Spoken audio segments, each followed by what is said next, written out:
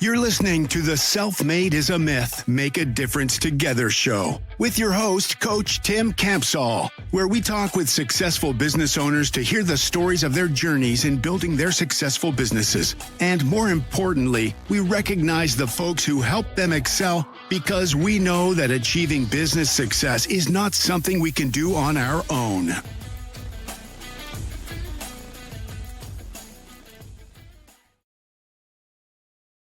Hello, everyone. This is Coach Tim Campsall, and I'm excited to have a fellow business owner from Indiana with us today. My guest has never had formal landscape design or industry schooling, yet has a successful business. In his downtime, he enjoys spending that with his family and friends, and he's most proud of the values that his parents instilled in him, like integrity, honesty, and respect. It is a pleasure to welcome Lowell to the show today. Hello, Lowell. How are you? Good morning, Tim. I'm great. How about yourself? I am awesome. Thanks for asking. Well, hey, let's start with having you introduce yourself and tell us a little bit of your personal story, like where you were born and live, about your family, and any hobbies that you have. Sure. My name is Lowell Rolsky. I am the sole owner of a company called Pro Care Horticultural Services. Been around since 1972. My father started this business when I was in high school. So I've always had a hand in helping out whenever it was necessary. Spent most of my spring breaks and summers and even through college helping my dad whenever it was necessary, which was pretty much all the time. So as far as hobbies and things like that, I don't have a lot of hobbies. I'm not good at most hobbies, so it's one of those things that I if I'm not good at it, I try to have a tendency to stay away from it. So. Yeah. How about where you were born? Where do you live? And about your family? Sure. So I was originally born in Kansas City, Missouri. My father used to be superintendent of Parks and Recreation for Kansas City, and took a job offer from then Mayor Richard Lugar to help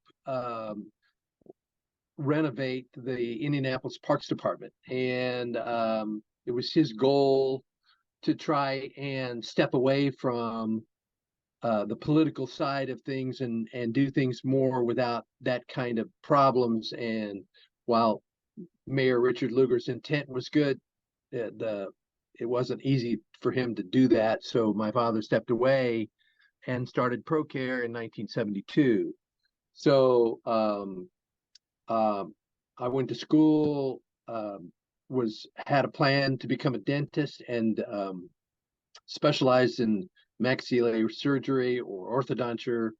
And one thing led to another. I graduated from college, was going to go to dental school, and then became more aware of those issues that come with specialization, which basically means you have to finish in the top 2% of your class. And being a realist, I kind of felt that opportunity wasn't as great as I would want it to be. And I didn't necessarily want to go on and become just a dentist. So and even if I did finish in the top 2% of my class, I had 4 years of dental school and then 4 more years of specialization. So I was pretty sick of school at that point. Life went on. Very cool. And where do you live now? So I live in Indianapolis now, actually in Carmel, Indiana. And I have 3 grown children who all have gotten married in the last 5.5 months. I actually have another wedding coming up. My last child's getting married this weekend, so wow, I'll be off to that one here tomorrow. So it's been a ride. For sure. Well, hey, is there a funny story that your family likes to tell about you that you'd be willing to share with us today? So I don't know. The reality of it is that we are a very tight and sarcastic family, and we just like to have fun with each other and at everyone's expense. So, it's just it's just a great opportunity to enjoy your children and learn more about them as people, and just appreciate the kind of kids that they've become. Yeah, fantastic. So you told us a little bit about how the business came about, but how did you come about being the owner, and at what point did you have confidence that you could run the business? So it was it was a family business, and I was always working with my father along with my younger brother, and it eventually evolved into the situation where my brother left, and I was forced into kind of running the company. My brother used to take care of the actual running of the company, and I really enjoyed just landscape design and installation, and that's kind of where I focused my attention on. And obviously, if somebody else was going to take care of the business side of it, then I didn't have to worry about it. So I was good with that. But lives change, people's opinion of things change, and so I was kind of forced into doing the things that other people were doing, and it was one step after the other until we got things squared away. I've always been a good delegator. I always had a God-given gift to be able to draw. And I think sometimes the fact that I wasn't properly educated, if you really want to say that, sometimes makes me look at things in a different way, where nobody told me what was right or wrong. I did things because my customer wanted it, or because I thought it was a good decision at the time. So that's kind of how I got to where I am. I don't, I'm the kind of person that always considers it's important to make mistakes so that I can continue to learn. Otherwise, I'm just doing nothing really. So, so we challenge ourselves every day to try and push what we think we're capable of doing, and to try and extend our expertise into our customers' backyard. Fantastic. Lowell, tell us more about the company. What's the name? What do you guys do? How do you help folks?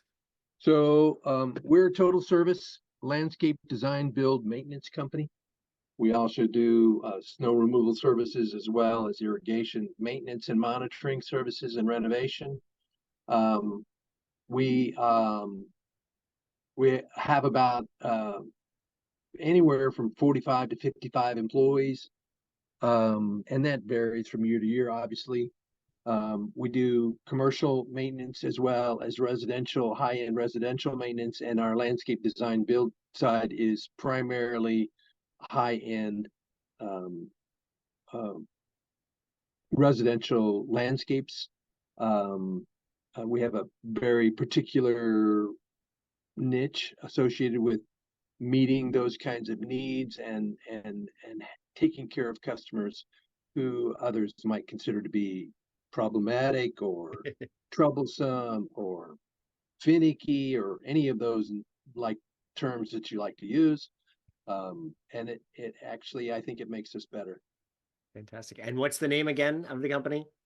The name of the company is Pro Care Horticultural Services. Fantastic. So for everyone listening, go check out the company in the link in the description, and go visit Lowell on LinkedIn and let him know that you watched his interview. Hey, Lowell, share a story where someone pushed or inspired you that you could do it, even though maybe you didn't think that you could, and the impact that that person had on you. So I think the person who had the most impact on me was my father, who always kind of looked at things and said, I don't know that people would pay for this, but you don't know until you try. So I was always pushing that envelope, and always trying to gain a better understanding of how I could meet a customer's needs, whether that be a maintenance service or a landscape service, so that we could excel and exceed that expectation, however much was needed to require that purpose.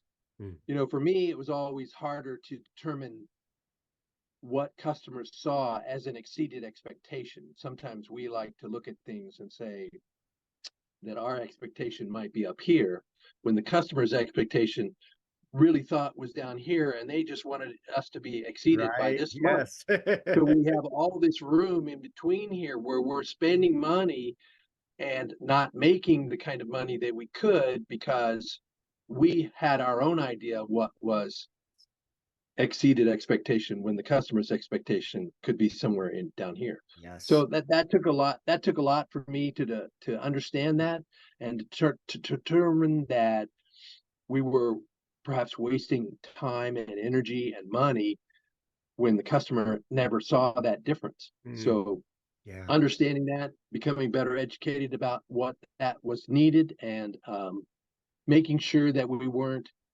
creating expectations that were outside the norm of what the customer might want. yeah.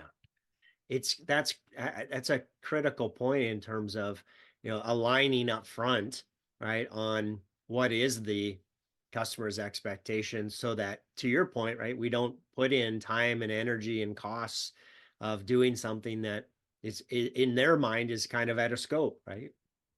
Right. And I think sometimes it's a struggle for salespeople, especially who do everything in their power to try and meet the customer's expectations. And 90% of the time, they're establishing an expectation that the customer didn't even desire. Right. So the salesperson might be telling something, well, we'll get to it tomorrow, when in reality, the customer would have said, hey, I'm fine.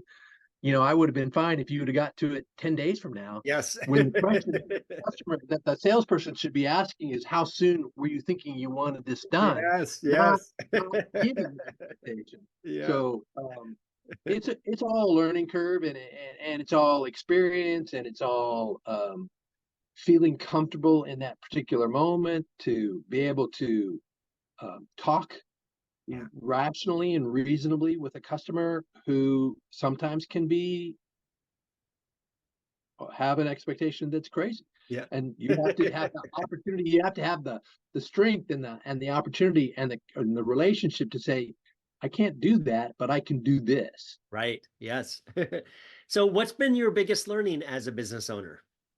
So I think where we learn more than anything else is from our customer, just trying to understand and truly listen to what their needs are. Sometimes people have a tendency to listen, to hear what they want to hear and not hear what they're actually being told. So that's always that's been a good opportunity for us to become better aware of the customer's needs and to create a better relationship with that particular customer, and to not pull any punches and try and be open and honest about that. So, the customer teaches us every day what makes sense and what doesn't make sense, and it's never the same for each customer.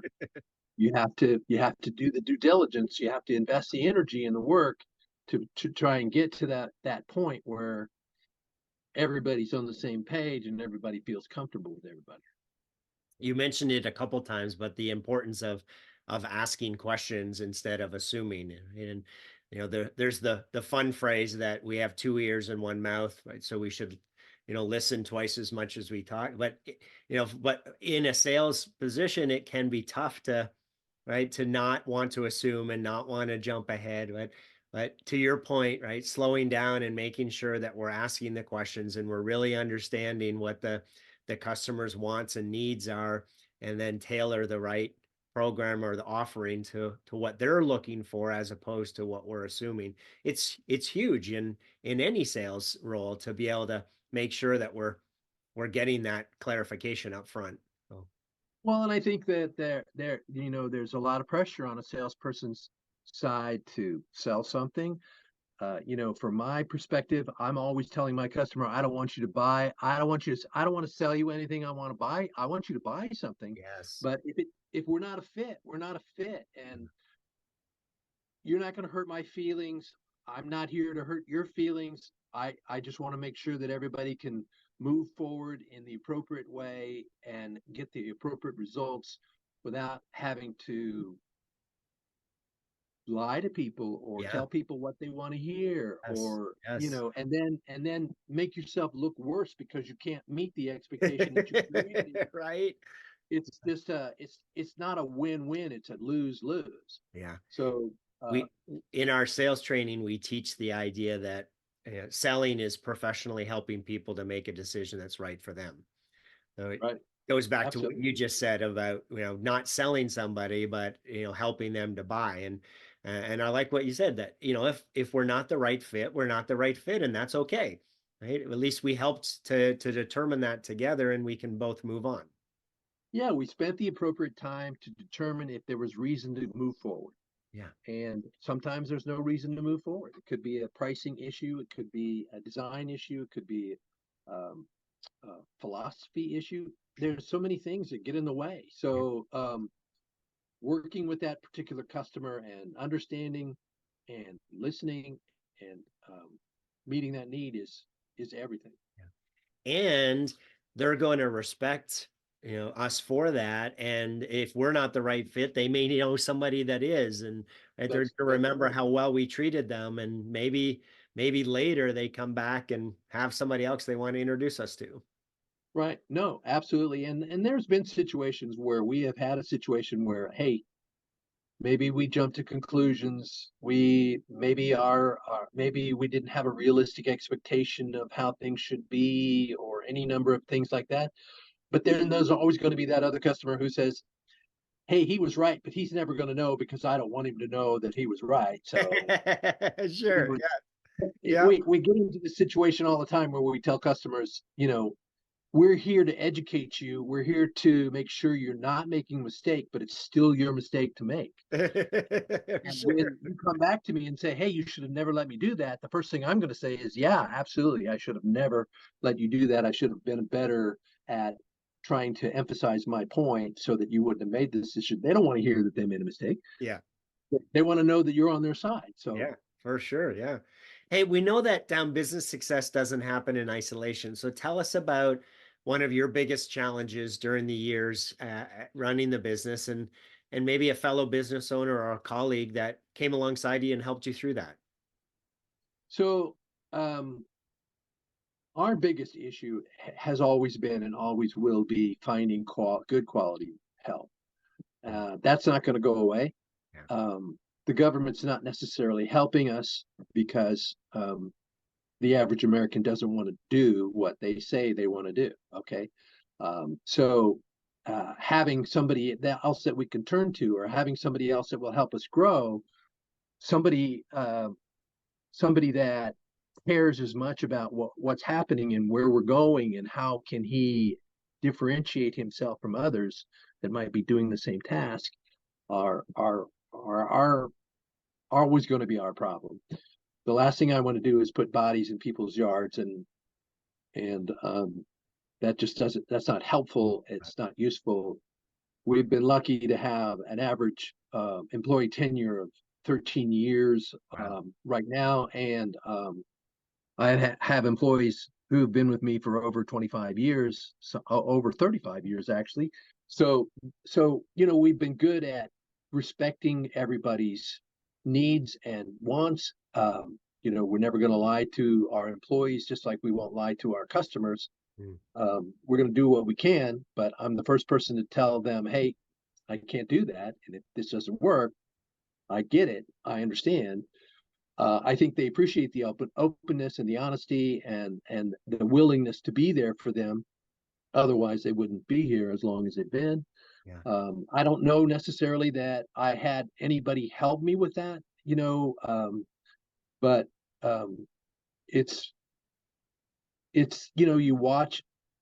I don't know that anybody necessarily helped me, but you still watch what other people do and what other companies do, and you don't want to try and reinvent the wheel when somebody else has already solved that particular problem. So, Yes. Being involved in the in National Landscape Association helps us a lot because we can speak with other people who aren't necessarily in our market. The people in our market always have a tendency to say, well, I don't want to give you something that you might use against me, which is absolutely unheard of. There's plenty of business out there for everybody. Why can't we all help each other? Why are you so afraid of your little bit of the market Yes. that I'm going to steal it from you? Because that's not what I'm after. What I'm after is to make the industry better. What I'm after is for everybody to win. I don't want your work. I want my work, and I Yeah. want it to be as best as possible. And you should want your work. And Yeah. 90% of the time, we're not even selling the same product. So Right. Yeah. It brings up the whole philosophy of scarcity versus abundance, right? So when we have a scarcity mindset, we're protective of and end up, just looking at the opportunity as it's a fixed amount of opportunity, and we're just trying to steal from one another versus that abundance mentality. There is more than enough to go around. And if we get right, better, right, and differentiate ourselves, we'll have different target markets, and we can, right, to continue to grow and develop our target market, and our competitor can grow their target market, and that abundance mentality ends up attracting more opportunities. right.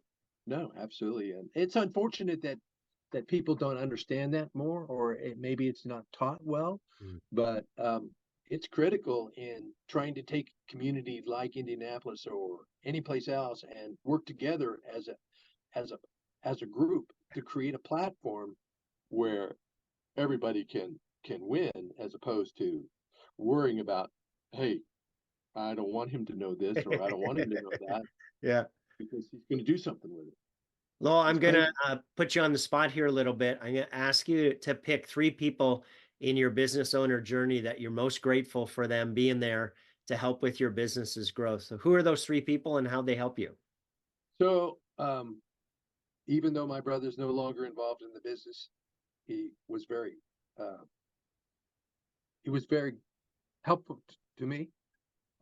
Even though he was younger, he had a great handle on things. My father, of course, um, was was I can't express the words, but just just the people I've met along the way who have treated me with respect and realize that I'm not the enemy, are Mm, are worth their weight in gold. I love that. Awesome. Well, let's shift gears a little bit here. Think about the next 1 to 3 years. What is your number one point of growth or development or challenge that you see in achieving your goals? So I believe that our goals have been hindered over the last 4, maybe 10 years because of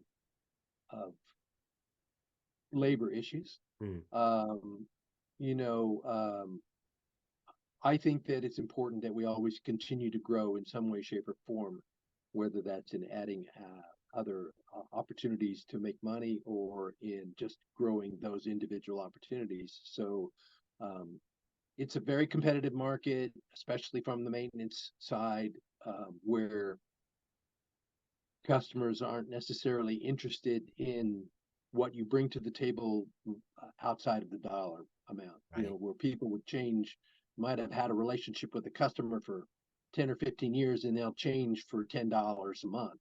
Mm, I mean, that's really not a relationship that you ever had, or there are extenuating circumstances that get in the way. So for us, it's still trying to continue to grow on a year-to-year basis as much as we can, without overextending ourselves and creating issues that are going to come back to bite us because we couldn't meet a need, or we lost our quality control, or any number of other things that are going to get in the way.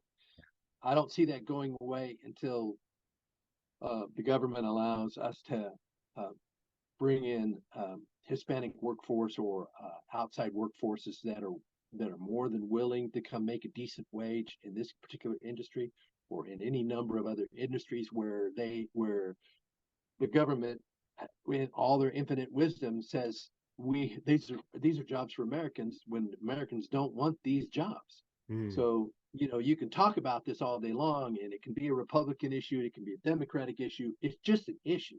Yeah. It needs to be dealt with. And you have to put all the other crap aside so that you can look at things realistically. Otherwise, you're not going to have a plumber. You're not going to have this guy. You're not going to have a carpenter. You're not going to have anybody. And you're going to go, and all you're going to do is be paying and waiting more. You're going to be paying more money for the service that should cost less. And you're going to be waiting longer because the person that you want to do the work can only do so much work at any given time. Right. So it's a big problem. It's not going away. And all these people who have a better idea of things than I do, are lost in their own little worlds. So I'm Well, sure there's a lot of people out there who would agree. yeah, and I like that you made a specific point to say it's it's politically agnostic, right? It's not one party or the other because both are having the same challenges. It's just what the industry is facing, right? That Right. there are a lot of jobs that a lot of my clients are in the same boat where they're all looking for more employees and there just isn't enough people in the workforce that to satisfy those needs. So lots of people are struggling. It's holding a lot of people back. And again, Right. it's not one political view versus another. It just is a challenge and an issue that small business owners have. Right. And like I say, it's not going to go away. It's there's no when compromise is no longer a term utilized in the process, and when the greater good is something that isn't, you're not looking down the road, you're just looking at how can I use this issue to create and to get something else that I want, then it's it's all they're all hindrances, really. So you got to get past that. So last question here. Jim Rohn, an awesome business guru, once said that we become the average of the 5 people that we spend the most time with. So as you think about that quote, what advice would you have for, business owners who are trying to do it on their own, who don't be part of, like you mentioned earlier, an industry group, or, aren't getting involved in a chamber, or, not reaching out to other people to ask for help and guidance? What would you say to them?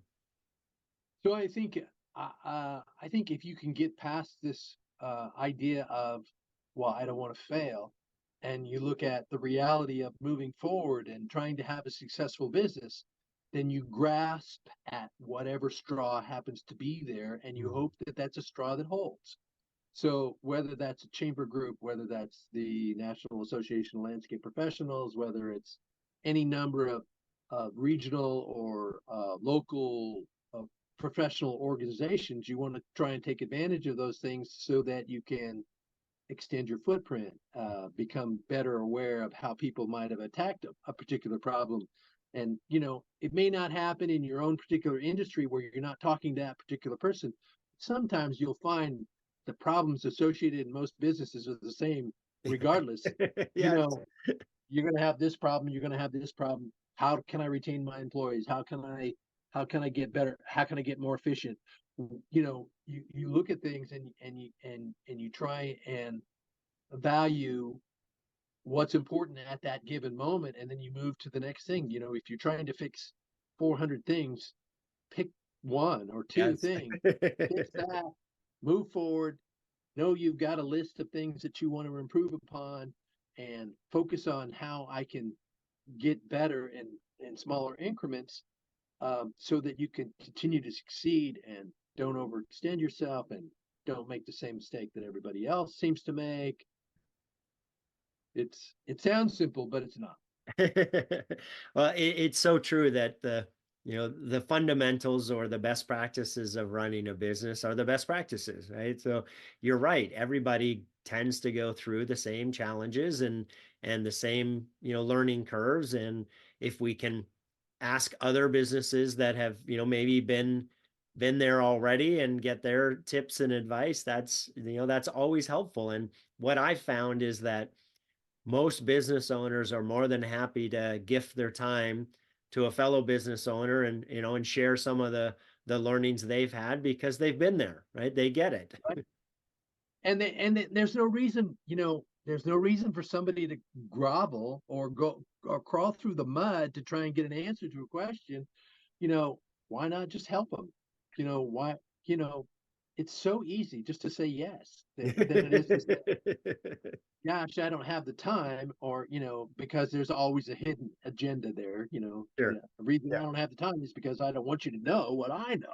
Yes, right. So, yeah, it's crazy. Lowell, it sounds like you've been blessed with some amazing people throughout your journey that have helped you with the business. If they were all here on the show today, what would you want to say to them? Thank you. I couldn't have gotten where I am without them.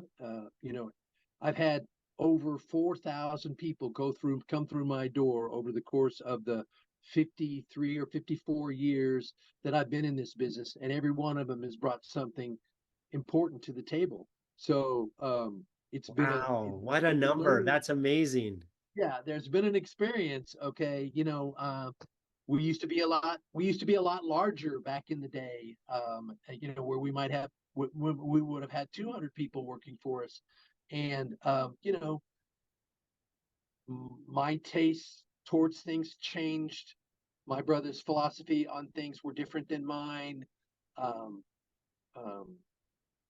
We could have been even a lot larger back in the day, but it wasn't a choice that my brother decided to make because he wanted to try and focus on a particular type of customer, when in reality everybody's that type of customer. You just need to take advantage of those particular situations and get rid of the ones that don't work and add others that do. And yes.